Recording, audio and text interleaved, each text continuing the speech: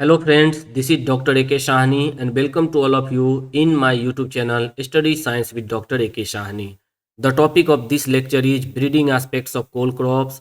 इस टॉपिक के अंतर्गत हम जिन बिंदुओं पर चर्चा करेंगे उनमें प्रमुख पॉइंट है introduction, taxonomy, U's triangle, nomenclature of cole crop, cytology, interspecific hybridization and objectives of breeding in cole crops. तो जुड़िए हमारे चैनल से और चैनल को सब्सक्राइब करिए, लाइक करिए, शेयर करिए और सबसे इम्पोर्टेंट अपना फीडबैक ज़रूर दीजिए ताकि मैं आगे के वीडियो में सुधार कर सकूं और ज़्यादा से ज़्यादा वीडियो अपलोड कर सकूं। सबसे पहले हम लोग कोल क्रॉप्स को समझने का प्रयास करते हैं। कोल क्रॉप्स का विकास wild cabbage, Brassica oleracea, variety oleracea या सिल्वेस्ट्री से हुआ है। यह एक हाईली डिफरेंशिएटेड प्लांट का ग्रुप है जिसमें विटामिन ए और विटामिन सी प्रचुर मात्रा में पाया जाता है। साथ ही इसमें फास्फोरस, पोटेशियम, कैल्शियम, सोडियम और आयरन जैसे खनिज पदार्थों की उपलब्धता होती है। टर्म कोल कॉलिस शब्द से लिया गया है जिसका मीनिंग होता है स्टेम। अंग्रेजी में कोल क्रॉप्स को हम केल कहते हैं। जर्मनी में इसे कोल कहा जाता है। स्पेनिश में कॉल कहते हैं एंड हिंदी में हम सभी जानते हैं इसको गोभी कहते हैं।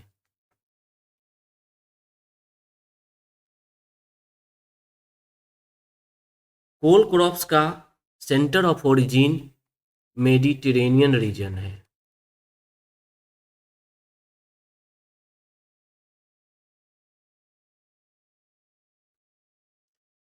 Cole crops growing states in the country are UP, Karnataka, Maharashtra, Bihar, West Bengal, Punjab and Haryana.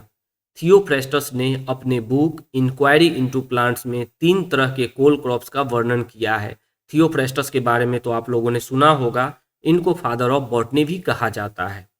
Cabbage के वर्तमान कल्टीवर का डेवलपमेंट कैसे हुआ है इसके बारे में 1976 में थॉम्पसन ने एक स्कीम प्रपोज किया था जिसके अनुसार सेल्फ इनकम्पैटिबल मेडिटेरेनियन कैबेज जो कि वाइल्ड एंड डिप्लॉयड थे से कालक्रम में लीफी केल्स,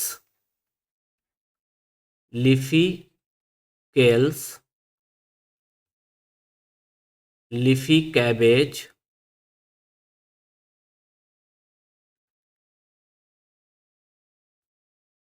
कॉलीफ्लावर और स्प्राउटिंग ब्रोकोली का विकास हुआ। उसके बाद में इन सब का माइग्रेशन नॉर्थवार्ड्स हुआ। दूसरी तरफ वाइल्ड नॉर्थर्न कैबेज का भी इंट्रोग्रेशन हुआ। अब नॉर्थर्न यूरोप में भी कोलराबी,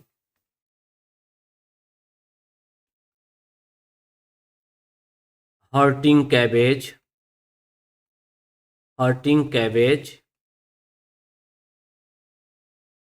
ब्रुसेल्स स्प्राउट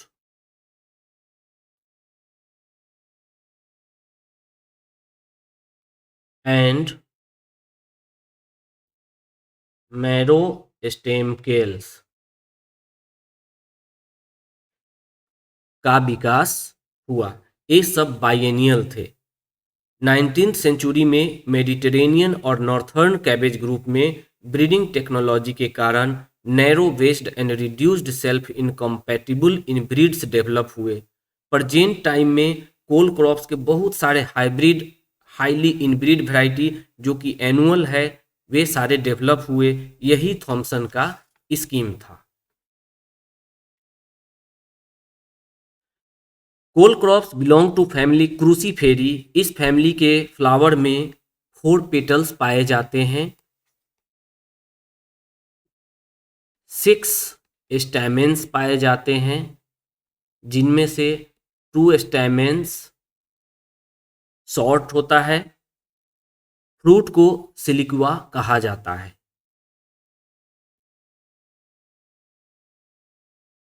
जीनस ब्रेसिका के अंतर्गत 100 से अधिक स्पीसीज है, जिनमें से 3 मोनोजेनिक स्पीसीज कौन कौन है? Brassica nigra, Brassica oleracea and Brassica campestris. ये तीनों मोनोजीनोमिक स्पीसीज कहे जाते हैं ब्रेसिका के, जिसको कि बहुत से साइंटिस्ट ने डिफाइन भी किया है। और 3 एम्फीडिप्लॉयड डाइजीनोमिक स्पीसीज हैं, वे हैं Brassica carinata, Brassica carinata, Brassica juncea and Brassica napus. ये सारे स्पीसीज वास्तव में कल्टीवेशन के लिए वर्ल्ड वाइड पॉपुलर है, इसीलिए यहाँ पर मैंने इसका जिक्र किया। Brassica nigra, Brassica oleracea and Brassica campestris are elementary monogenomic species of genus Brassica, while Brassica carinata, Brassica juncea and Brassica napus are amphidiploid digenomic species. जैसा कि हम लोग इस ट्रायंगल को देख रहे हैं, इसे नागाहारू यू ने 1935 में नागाहारू यू ने दिया था। उन्होंने कहा था कि जितने भी एम्फीडिप्लॉयड स्पीसीज है कोलक्रॉप्स के, उन सब का ओरिजिन इन्हीं एलिमेंट्री मोनोजीनोमिक स्पीसीज के द्वारा हुआ है। ब्रेसिका निग्रा और ब्रेसिका ओलेरेसिया के क्रॉस से ब्रेसिका कैरिनाटा डेवलप हुआ। ब्रेसिका निग्रा और ब्रेसिका कैम्पेस्ट्रिस के क्रॉस से ब्रेसिका जुनसिया मिला है। उसी तरीका से ब्रेसिका ओलेरेसिया और ब्रेसिका कैम्पेस्ट्रिस के क्रॉसिंग से ब्रेसिका नेपस प्राप्त हुआ है। ब्रेसिका निग्रा को ब्लैक मस्टर्ड भी कहा जाता है। तो यहाँ ब्रेसिका निग्रा है, इसको हम लोग ब्लैक मस्टर्ड भी कह सकते हैं। ब्रेसिका ओलेरेसिया को कोल ग्रुप्स के अंतर्गत रखा जाता है। ब्रेसिका कैम्पेस्ट्रिस को टर्निप ग्रुप कहा जाता है।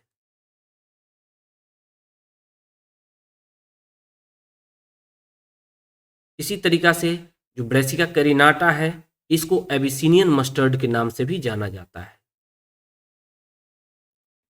एबिसिनियन मस्टर्ड के नाम से भी जाना जाता है। और इसके बाद जो हम जुनसिया देख रहे हैं, जुनसिया को हम ब्राउन मस्टर्ड कह सकते हैं। जुनसिया ब्राउन मस्टर्ड का साइंटिफिक नेम है।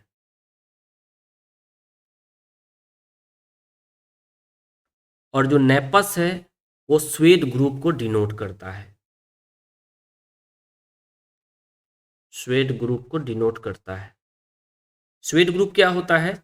स्वेड ग्रुप से मतलब होता है मोटे बल्बस टाइप का जो एडिबल रूट होता है, जो जनरली येलो कलर का होता है, यानी जो thick bulbous root generally yellow colour का होता है, उसी को कहा गया है स्वेड ग्रुप, जो हम यहां देख रहे हैं। कैबेज ग्रुप एक बड़ा ग्रुप है जिसके अंतर्गत बहुत सारे क्रॉप आते हैं, जैसे कैबेज, कॉलीफ्लावर, ब्रोकोली, केल, कोलराबी एटसेट्रा। इनमें से अधिकांश एंशिएंट है और वर्तमान में इसे ब्रेसिका ओलेरेसिया का वैरायटी समझा जाने लगा है। कोल क्रॉप्स नामक एक बुक लिखा गया था। कोल क्रॉप्स ये एक बुक है जो कि 1969 में न्यू हॉफ ने लिखा था। न्यू हॉफ ने लिखा था। इस बुक में उन्होंने 6 कल्टीवर को रिकॉग्नाइज किया था। ये कल्टीवर्स थे कैपिटाटा, सबोडा, बोट्राइटिस, जेमिफेरा, गोंगिलॉर्ड्स एंड एसिफाला। बोट्राइटिस को फिर से 2 सब वैरायटी में बांटा गया। और कॉलीफ्लोरा एंड साइमोसा। एसिफाला को भी दो ग्रुप में बांटा गया था, sub variety laciniata and sub variety medullosa. इस प्रकार से व्हाइट कैबेज का नोमेनक्लेचर हुआ। Brassica oleracea variety capitata. सेबोइक कैबेज को हम कहेंगे Brassica oleracea variety sabauda. Cauliflower का नाम होगा Brassica oleracea variety botrytis sub variety cauliflora. इसी प्रकार से sprouting broccoli, Brussels sprout, kohlrabi, curly kale और मैरो स्टेम केल का नामकरण हम यहाँ देख रहे हैं। हैगा ने 1938 में साइटोलॉजिकल स्टडी के द्वारा यह बताया था कि ब्रेसिका का बेसिक सेट्स ऑफ क्रोमोजोम 6 होता है।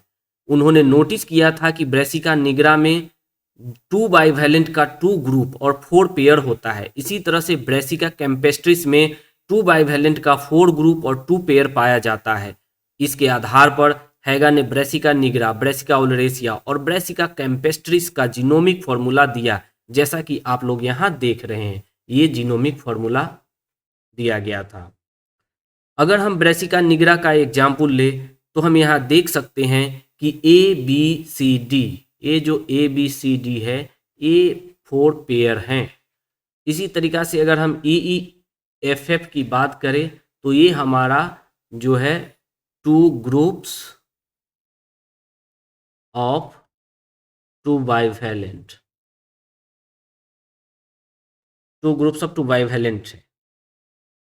हैगा ने यह भी बताया कि कैबेज के इवोल्यूशन में, जो कैबेज का इवोल्यूशन हुआ था, इवोल्यूशन जब हम लोग विशेष चैप्टर इवोल्यूशन के बारे में पढ़ेंगे तो विशेष आगे चर्चा होगी।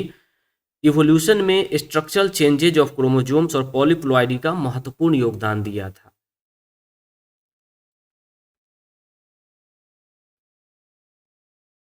पॉलीप्लॉइडी एंड स्ट्रक्चरल चेंजेज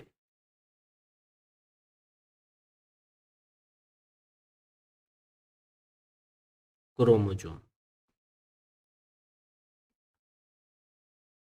ये जब हम इवोल्यूशन चैप्टर पढ़ेंगे अलग से तब हम लोग इसके बारे में डिटेल में चर्चा करेंगे। इसके बारे में 1956 से ही जापान के हिरत्सुका हॉर्टिकल्चरल रिसर्च स्टेशन में interspecific and intergeneric hybridization conduct किया जा रहा है। इनका प्रमुख उद्देश्य डिजीज रेसिस्टेंस कोल क्रॉप को डेवलप करना है। बैक्टीरियल सॉफ्ट रॉट जो कि एक सॉइल बॉर्न डिजीज है,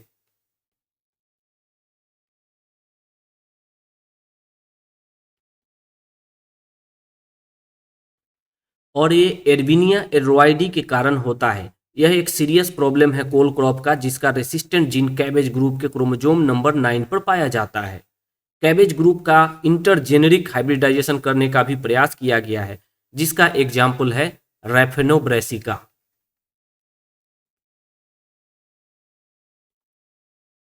ट्रिटिकेल भी इसका एग्जाम्पल है, जिसको कि मैन मेड सीरियल भी कहा जाता है। मैन मेड सीरियल भी ट्रिटिकल को कहा जाता है। ट्रिटिकेल के बारे में हम लोग डिटेल में वैसे बाद में पढ़ेंगे, लेकिन इतना जान लें कि ट्रिटिकेल जो होता है वो ट्रिटिकम एस्टिवम और सिकेल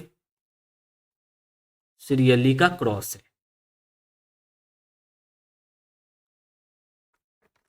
यानी कि सिकल सेल के क्रॉस से बनाया जाता है। ट्रिटिकम एस्टिवम और सिकल सेल के क्रॉस से बनाया जाता है। आप लोगों ने अगर प्लांट ब्रीडिंग एंड इंट्रोडक्शन वाला वीडियो नहीं देखा है तो उसे देख ले, डिस्क्रिप्शन में मैंने लिंक दे दिया है।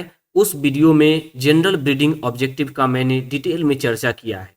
यहाँ हम कोल क्रॉप से रिलेटेड ब्रीडिंग ऑब्जेक्टिव की ही बात करेंगे। हाई इल्ड के केस में कोल क्रॉप का जो ब्रीडिंग ऑब्जेक्टिव होगा वो yield of the edible portion, edible portion, यानी हम इल्ड जो एडिबल पोर्शन का बढ़ाने की बात करेंगे। ये इल्ड पर यूनिट एरिया भी हो सकता है, इल्ड पर यूनिट टाइम या मैच्योरिटी भी हो सकता है। इसके साथ ही क्वालिटी इंप्रूवमेंट के केस में टेस्ट और न्यूट्रिशन की बात करेंगे। टेस्ट और न्यूट्रिशनल वैल्यू की बात किया जाता है। Earliness, resistance and adaptability general breeding objective के अनुसार ही इसका भी ब्रीडिंग ऑब्जेक्टिव होगा। कोल क्रॉप्स के कुछ महत्वपूर्ण ब्रीडिंग ऑब्जेक्टिव जो जनरल ब्रीडिंग ऑब्जेक्टिव से अलग है और मेनली कोल क्रॉप से रिलेटेड है, उनमें कुछ प्रमुख ऑब्जेक्टिव है। To reduce inner stem, to increase size of the leaf, to increase stalk length, to increase diameter size and compactness of cole crops. इन सब के अलावे भी बहुत से ब्रीडिंग ऑब्जेक्टिव हो सकते हैं जो बहुत सारी बातों पर डिपेंड कर सकता है, जैसे area of cole crop production, human need etcetera. इस वीडियो में हमने कोल क्रॉप के ब्रीडिंग एस्पेक्ट्स को समझने का कोशिश किया, लेकिन एक सिंगल वीडियो में पूरे कोल क्रॉप्स के कंप्लीट ब्रीडिंग के बारे में समझना संभव नहीं हो पाएगा।